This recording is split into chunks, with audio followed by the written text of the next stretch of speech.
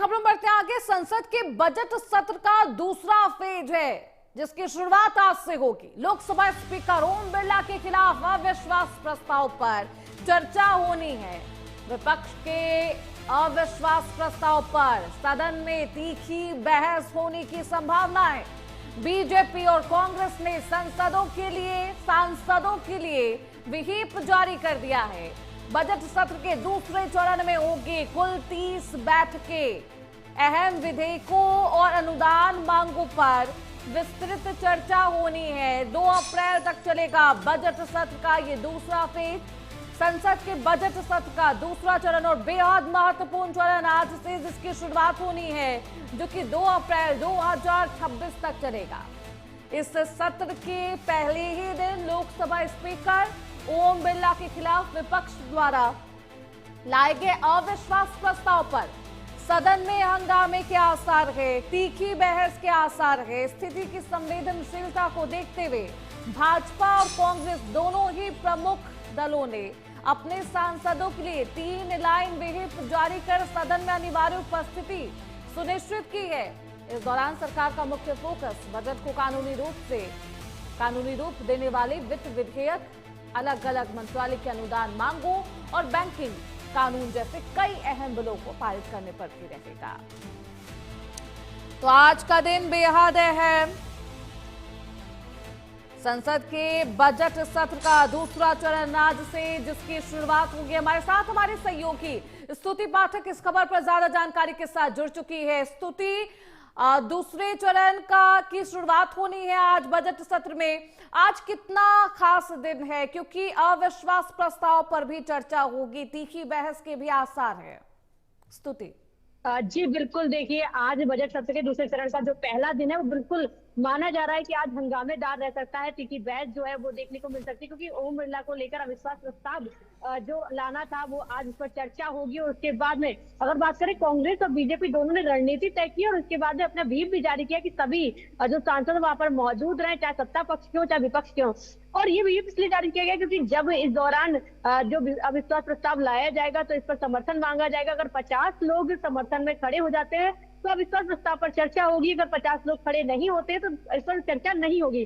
और इसके साथ ही तमाम ऐसे मुद्दे हैं, चाहे वो ईरान इजराइल युद्ध को लेकर भारत की किस तरह से जो नीति रही है उसको लेकर, या फिर रूस से जो तेल खरीदने को लेकर अमेरिका ने बड़ा बयान दिया, कहा कि हमने परमिशन दी है। ये तमाम मुद्दे जो है ऐसे गरमा सकते हैं जिन पर विपक्ष पूरी तरह से सरकार को घेरने की कोशिश करेगा। वहीं सरकार जो है पश्चिम बंगाल को लेकर एसआईआर का मुद्दा हो या तमाम ऐसे मुद्दे हैं जिन पर बातचीत कर सकती है। इन मुद्दों को लेकर आज माना जा सकता है कि सदन में जो है हंगामे के आसार बढ़ते नजर आ सकते हैं। बिल्कुल, ऐसे में हंगामे के आसार है। सुरक्षा के तमाम इंतजाम किए गए हैं। विपक्ष अपने मुद्दों को लेकर तैयार है। बजट सत्र का दूसरे चरण का ये फेज है और देखिए आज पहला दिन, ऐसे में क्या कुछ सदन की कार्यवाही रहती है, विपक्ष किस तरीके से हंगामा करता है, देखना बेहद दिलचस्प होगा। लेकिन एक बेहद अहम सवाल ये भी है, हंगामे की बात करें, सियासत की बात करें, उससे इतर ये कि 30 बैठकें होनी है। इन 30 बैठकों में स्तुति कई विधेयक है जिसे पास कराया जाएगा, जिस पर चर्चा होगी, जिसे सदन के पटल पर रखा जाएगा। और साथ ही साथ जो अनुदान मांगे हैं उस पर भी चर्चा होनी है। क्या कुछ वो मांगे हैं, चाहे वो बैंकिंग की तरफ से हो, बैंक सेक्टर की तरफ से हो, या कौन कौन से विधेयक जो पारित किए जाएंगे? जी बिल्कुल, देखिए अगर बात करें तो कई विधेयक हैं जो ऐसे पास होने हैं जिन पर जो चर्चा, चाहे लोगों की पुरानी बैंकिंग को लेकर मांग हो या फिर ऐसे कई मुद्दे उठाए जा रहे हैं जिसमें देश में जो है नाराजगी नजर आ रही है। तो उन पर कई जो है मंथन होने के बाद जो बैठकें हैं, 30 बैठकें, उनमें ये जो है रणनीति तैयार की जाएगी। उन विधेयकों को जो है पास किया जा सकता है। यानी कि तमाम ऐसे विधेयक हैं जो संसद के पटल पर रखे जाएंगे जिनको पास भी करवा सकते हैं। लेकिन एक और सवाल बेहद अहम है अविश्वास प्रस्ताव को लेकर। यहाँ पर अब सियासत तो चरम पर है। विपक्षी पार्टियों के तमाम सांसदों का कहना है कि भेदभाव किया जाता है। ओम बिरला की तरफ से दूसरी तरफ ये भी कहना है कि नेता प्रतिपक्ष एलओपी को सदन के अंदर बोलने का मौका नहीं दिया जाता है। जब वो बोलने की शुरुआत करते हैं उन्हें बार बार रोका जाता है, टोका जाता है। अविश्वास प्रस्ताव पर चर्चा करें स्तुति, तो किसका पलड़ा बेहद भारी है? क्या महागठबंधन का, इंडिया गठबंधन का, या फिर आप बात कर लीजिए एनडीए गठबंधन का?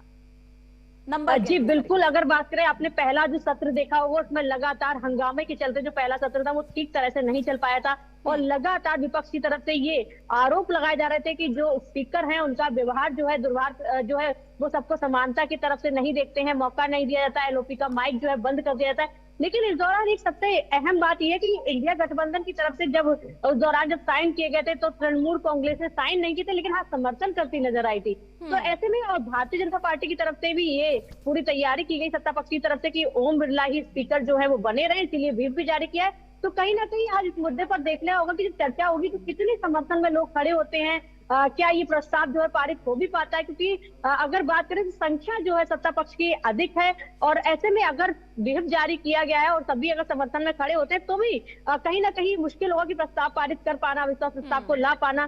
तो ये बिल्कुल देखना होगा कि इस बार जो है क्या दोनों की तरफ ओम बिरला सदन में उपस्थित होंगे?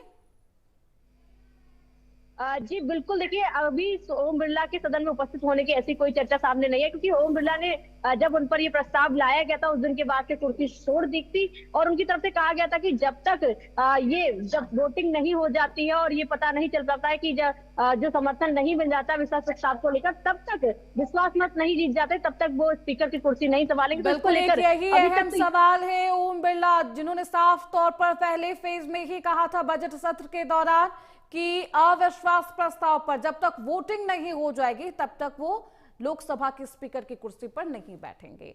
अब अविश्वास प्रस्ताव पर जब चर्चा होगी, विपक्ष का क्या कुछ रुख होता है, क्या उस तरीके से समर्थन मिल पाते हैं, देखना बेहद दिलचस्प होगा। अब बने रहिए स्तुति पाठक, आगे भी आपका रुख करेंगे। चलिए खबरों बढ़ते आगे। बजट सत्र के